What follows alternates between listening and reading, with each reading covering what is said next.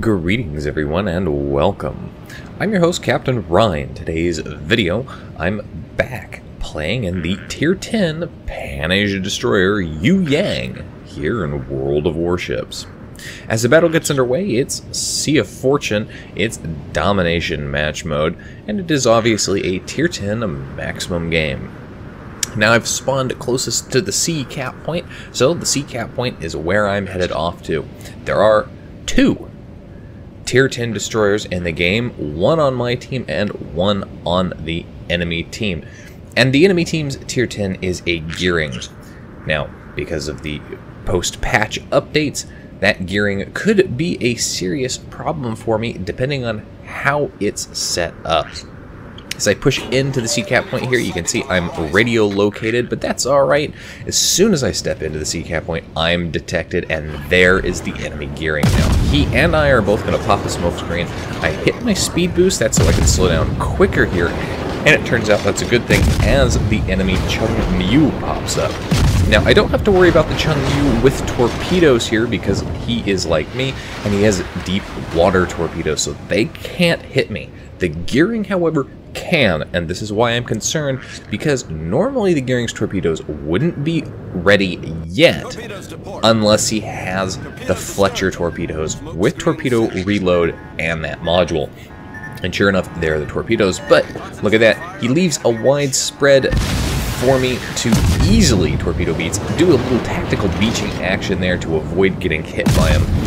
And then I start opening up again. Fortunately, because he's back behind his smoke screen, he can't spot me. Now that Chung-Mu is spotting me, briefly he disappears out of line of sight as I start backing up into my own smoke screen there. And so, not detected anymore. Now that gearing though, he is still being detected, and I think that's because the Worcester behind me has got his radar active. Chung-Mu was very smart, he ran away quickly. The gearing not so lucky there, as the gearing gets taken out by the Worcester. And now that the gearing is dead, a very, very dangerous Tier 10 destroyer out of my hair, and I'm free to go ahead and cap C. Now, if you're not familiar with the Pan-Asia Destroyer line, they don't have regular torpedoes, as I mentioned. They have deep water torpedoes. But unlike the Japanese deep water torpedoes, these torpedoes can hit cruisers.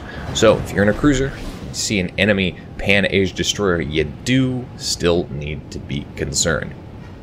C point is captured, and now I'm going to go ahead and I'm going to start heading off into the backfield. Don't quite want to go to the B cap point yet, as there are a lot of enemy ships back down behind the B cap point. As we can see on the minimap there, the enemy team is pushing towards the A cap point as well. Torpedoes coming in there, those are from the Chung-Mu. You can see the little circles there indicating those torpedoes deep water can't hit me. Now, if I was in a cruiser or a battleship, they would be normal triangles with a little line above them. They can hit me. There's the Chung-Mu. He's trying to run away. Managed to set him on fire, start opening up, knock out some modules. He's doing the smart thing there. He's maneuvering hard. Very important if you're in a destroyer, if you're being shot at. Hit that speed boost, open up this distance, lay down a smoke screen as this guy's doing. He's doing everything right here. His problem, though, of course, is that I'm chasing him, and that never usually ends up going well. Fired off torpedoes at the number of battleships back down in the distance there.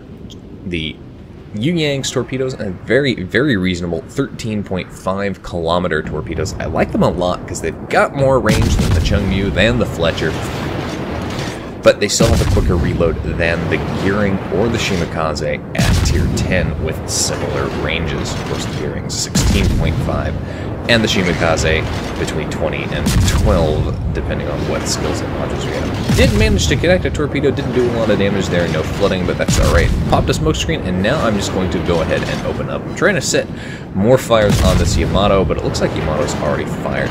Friendly cruiser that was helping spot these ships disappears into the smoke screen. Detection for all of these enemy ships goes away. This is really, really annoying if you are in a destroyer and you're trying to use your guns to gunboat it when the friendly team stops spawning. Now, That Yamato keeps popping in and out of detectability as other ships pass between islands. But at this point, smokescreen's not going to last too much longer anyway, so I'm going to go ahead, I'm going to leave, I'm going to go spot for my team. More torpedoes coming in there again from the Chungmu, so those torpedoes I don't have to worry about. But friendly cruiser that was back behind me in that smokescreen does. Now remember, smokescreens are torpedo magnets. So if you set one and there is an enemy destroyer out and about near you, you do need to think critically about your positioning in that smokescreen and whether or not you are still moving around.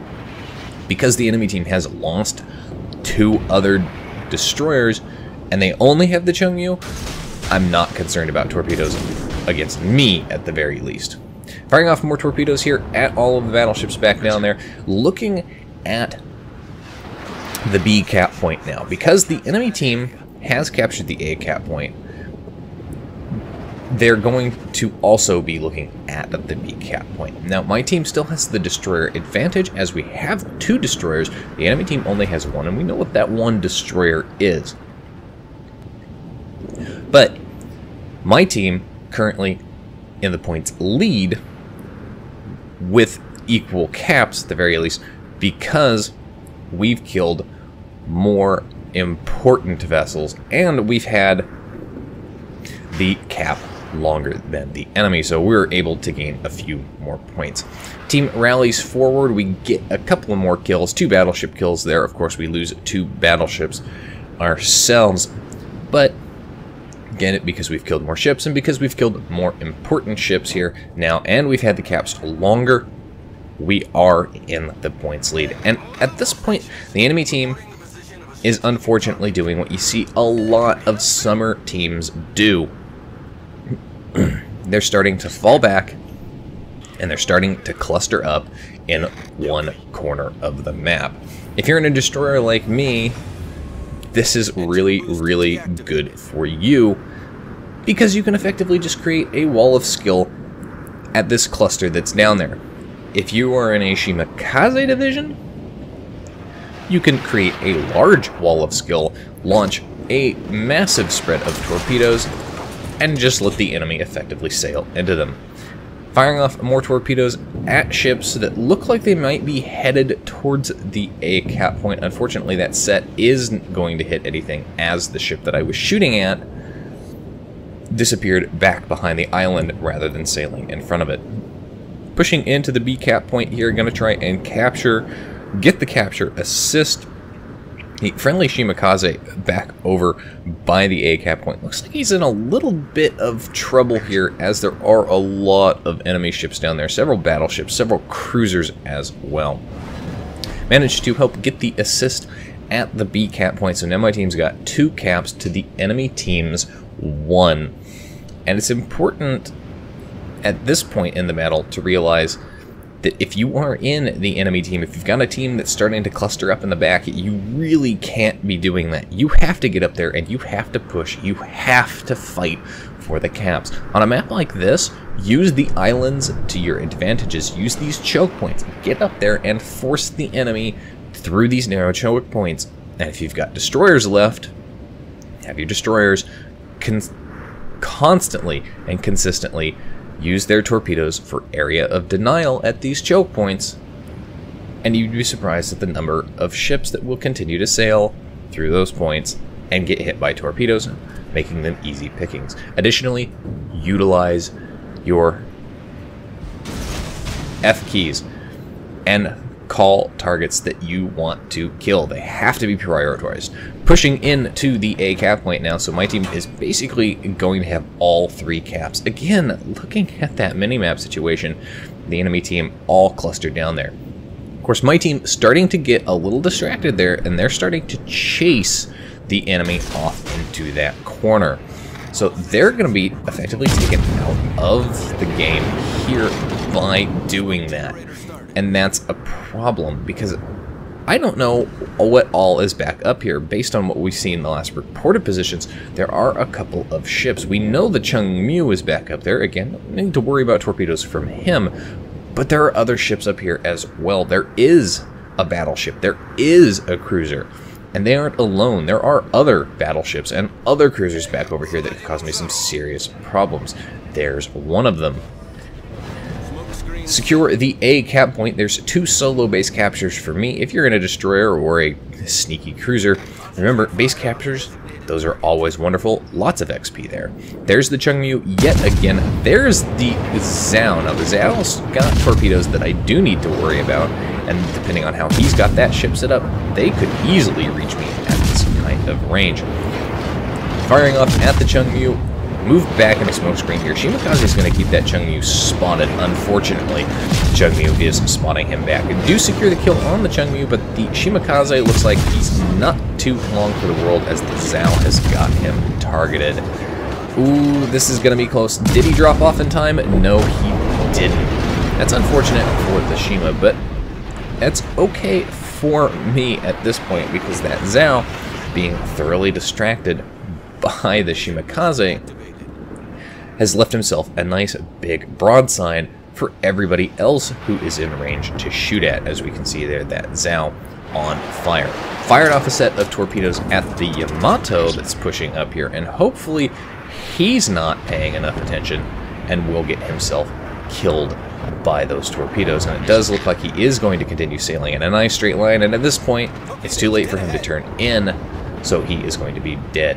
There's the Zhao's torpedoes that I said I needed to be concerned about, and I'm glad I left my smokescreen because, again, smokescreen's torpedo magnets. Flood out the Yamato there, didn't kill him outright with the torpedoes, and it looks like some ships behind me, maybe that Worcester, were trying to secure the kill, but it's alright, managed to get it myself. That Zhao also ends up burning down basically at the same time, so I don't have to worry about him.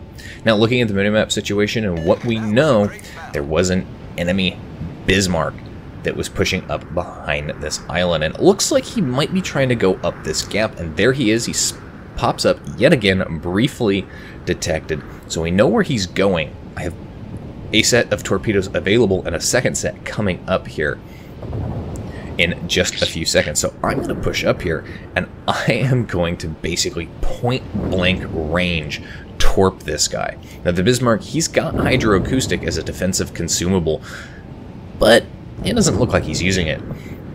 So targeting him as he pushes around this island. Here I'm detected. Now, he does technically have the maneuverability. He could have turned last minute, but it doesn't look like he's paying much attention. So there's 4 torpedoes. Devastating strike. Bismarck is dead and done. At this point, the enemy team is down to just 3 ships. All 3 are cruisers, and 2 of them, well, they're back down hugging the border, but there is one cruiser that's back up over here. And it's a very dangerous cruiser, a cruiser considered so OP, Wargaming refuses to sell it to you because it has a smokescreen, high explosive, and torpedoes. And that, of course, is the Mikhail Kutuzov. Now, he's got torpedoes as well. They're 8 kilometers. They're very good. That smokescreen can be a bit of a problem. Plus, he's got the hydroacoustic, which makes hitting him with torps a bit of an annoyance. And if you're in a destroyer, really annoying getting that close. And I tried to sneak up on him, but look, he went the same direction, so here he is. Lucky me, I'm full strength here as I come around, and that's going to save my butt here. Lucky me, I also saved a set of torpedoes, and I finish him off.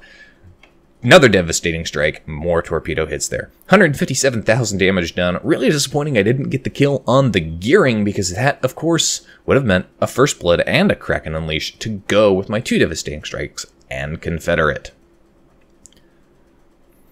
Of course, 4 kills and 2 caps plus the assist. Top of the team for XP earned at 2,400 base XP. That Worcester, by the way, who was helping support me at sea and a lot of support there, also probably shooting at the Yamato and the Zhao, second on the team at 2,100 base XP in his own right.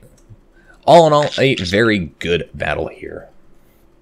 Anyway, that's it for today's video, folks. If you like the video, hit that like button, hit the subscribe button, leave a comment down below, and let me know what you think. If you'd like to get semi-regular channel news and updates, you can do so by liking and following me on Facebook. If you'd like to help support me and the channel, as well as gain some early access to these videos, you can do so by becoming my supporter on Patreon. If you've got a replay like this one that you'd like to have me take a look at, or maybe see featured on my channel with my wonderful voice, you can do so by sending it to my email.